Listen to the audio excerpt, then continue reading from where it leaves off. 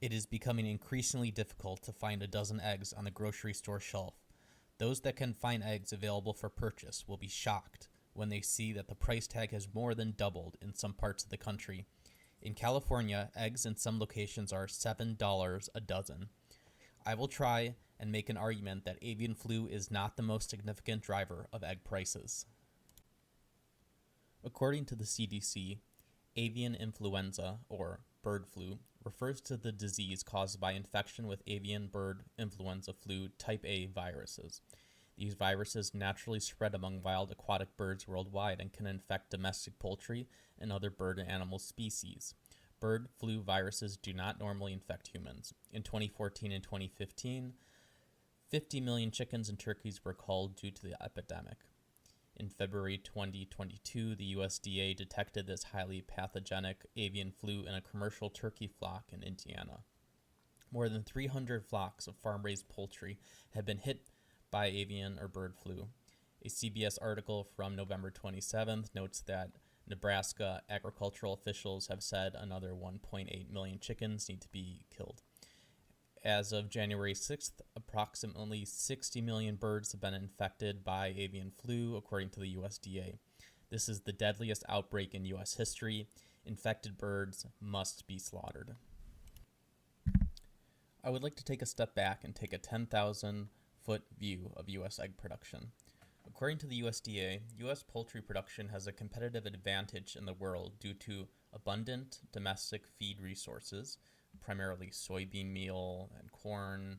Feed is generally the most significant production cost across livestock, and poultry converts feed to human food products, think meat, eggs, more effectively than larger livestock.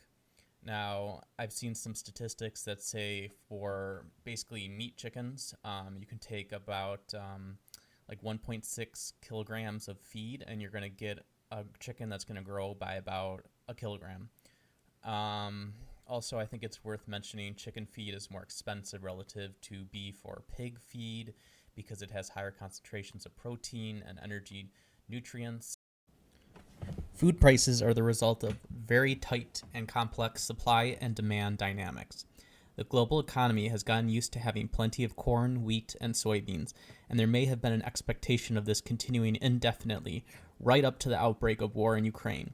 At this point, there is arguably adequate grain supply, and there is certainly not the surplus that existed in prior years. I found several scholarly articles indicating a link between diesel price and egg price. Rising oil and gas prices impact almost all global industry.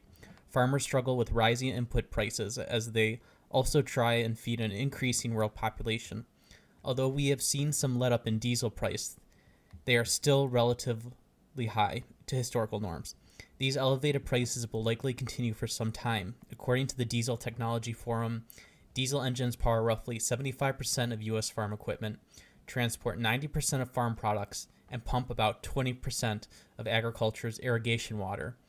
Emily Metz, the president and CEO of the American Egg Board trade group, says, when you're looking at fuel costs go up and you're looking at feed costs go up as much as 60%, labor costs, packaging costs, all of that, those are much bigger factors than the bird flu for sure.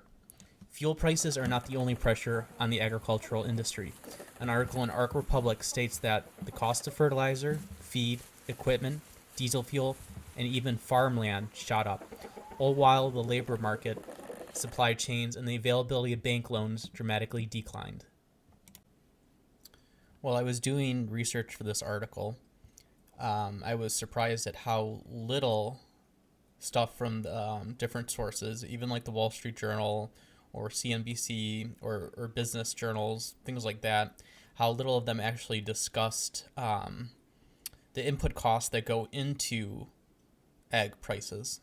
Now, it's easy to talk about the avian bird flu, and almost every article notes it, but there was probably very few, probably less than a quarter of the articles actually discussed inputs to feed prices and feed prices impacting egg prices.